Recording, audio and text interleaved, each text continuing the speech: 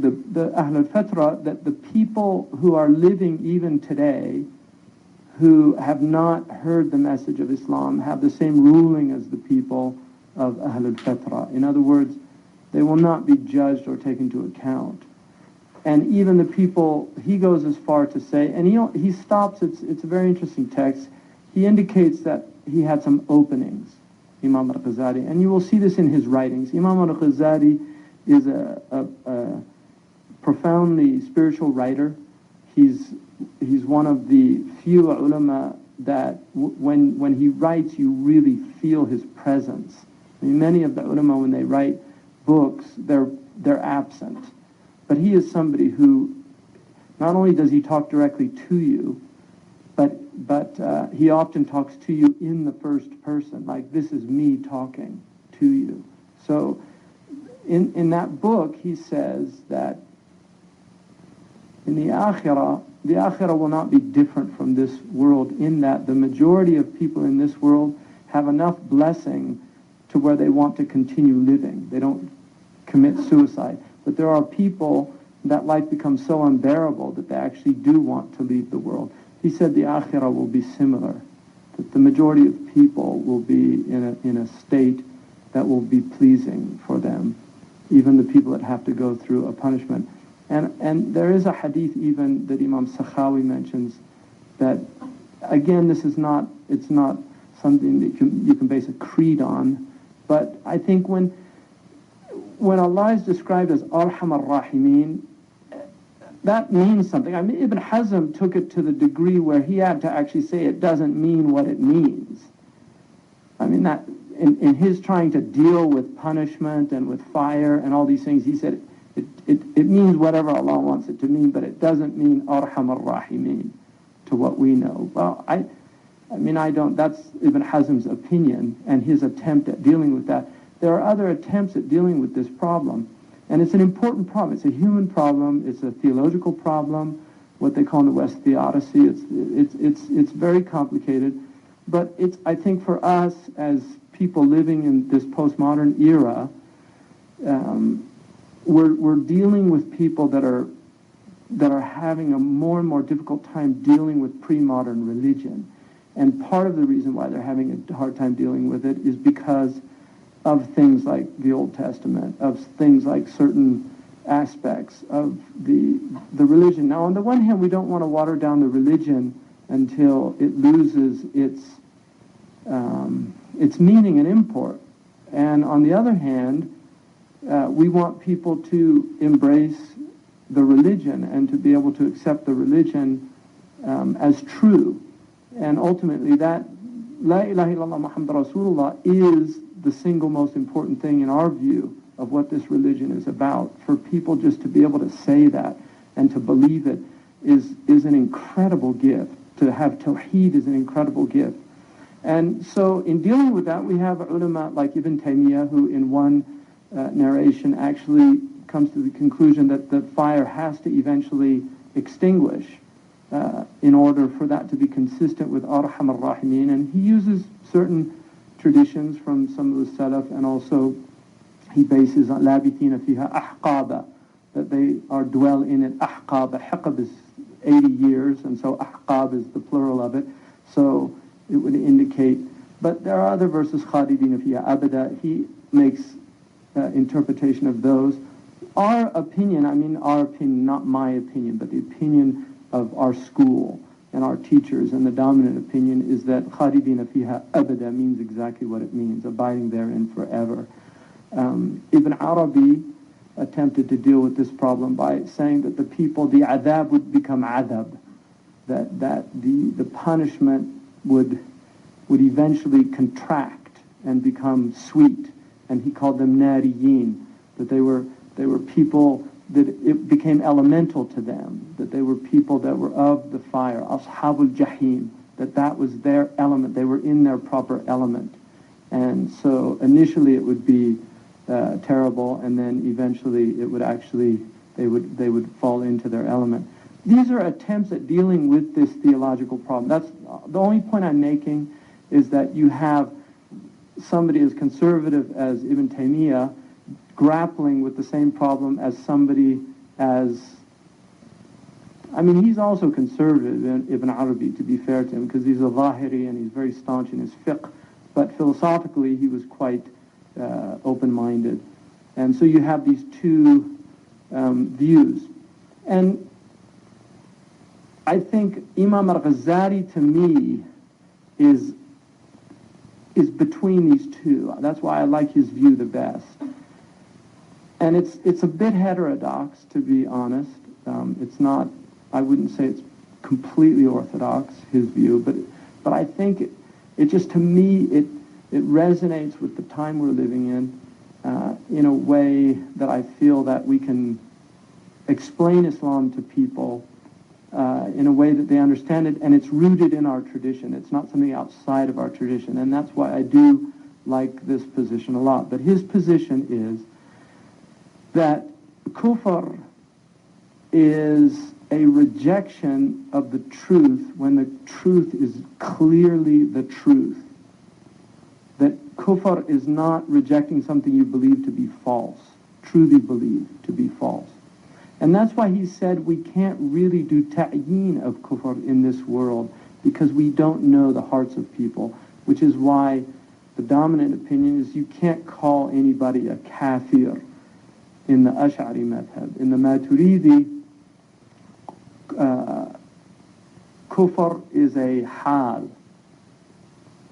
And this is a very interesting distinction in our theology.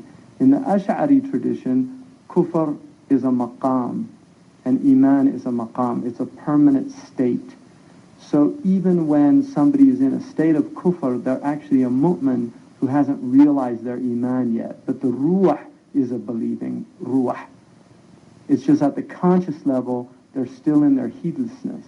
And this is why the Ash'aris would say that Abu Sufyan was a believer even when he was fighting the Prophet. He just hadn't realized his state of belief yet. The Maturidi say no, he was a kafir at that time, but he became a believer. And this is why the Ash'ari say you can say, I'm a believer, inshallah. And the Maturidi say you can't say that. You have to say, I'm a believer. Because your state at any given time, you have to be certain of it, that you're a believer. Whereas the Ash'ari is saying, in the long run, I don't know. I don't know what my seal is going to be, but I hope that it's going to be a seal of iman. So it's a khilaf lovely in some ways, but it also gets to the root of this idea that you don't know the state of people.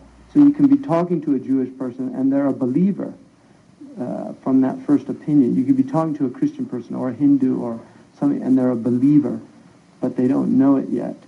And likewise, somebody can be in a state of kufr in reality and think they're in a state of iman.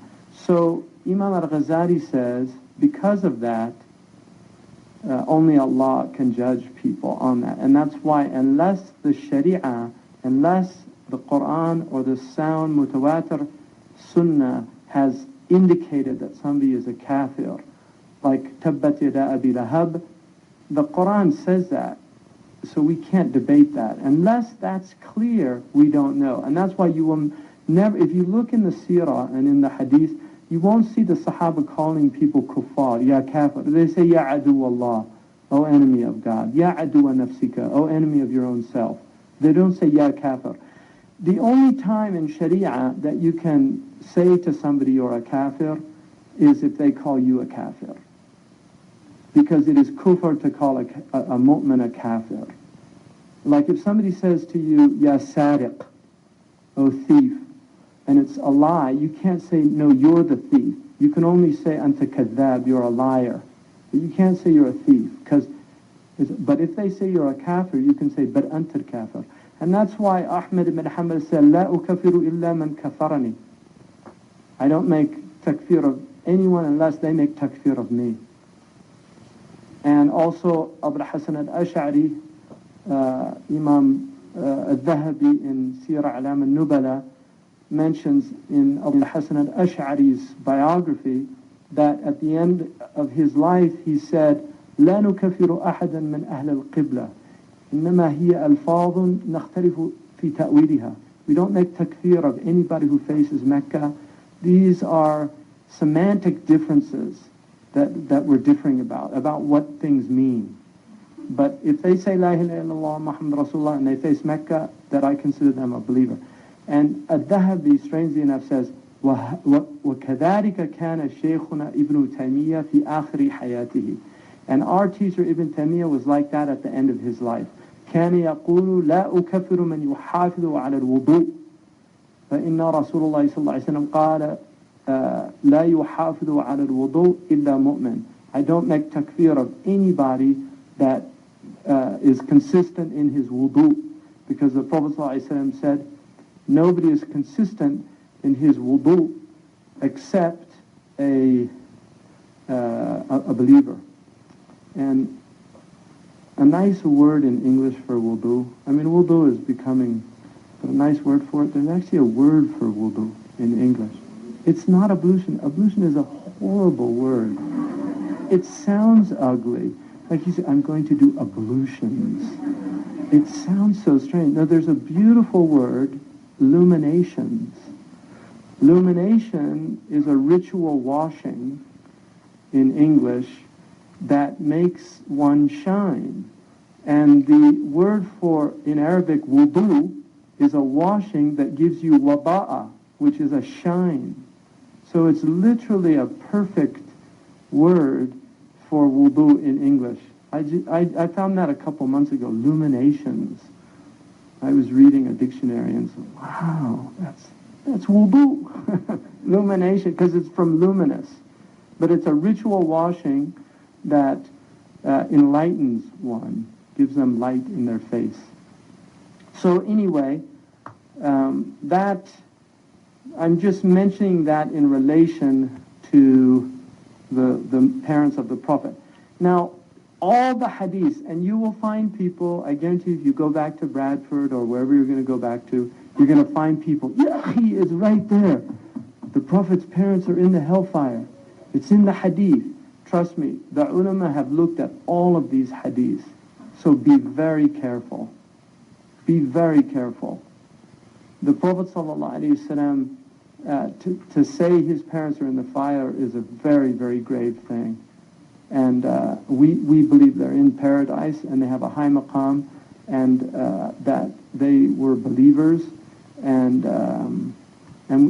also even Abu Talib, Shaykh Abdullah, and this, I mean, I incline towards that position that he was a believer, but Shaykh Abdullah said tawaqquf, you know, Allahu alam, because the hadiths are strong about it, and so, but Allahu alam, it's you know, Abu Hanifa said, وَمُخْرِجُ أَلْفًا مِنَ الْمَلَاحِ وَمُدْخِلُ أَلْفًا مِنَ الْمَلَاحِدَ أَقْرَبُ مِنْ مُخْرِجِ نَفْسٍ وَاحِدَةٍ. To consider 1,000 people to be believers is better or easier than to consider one believer a kafir.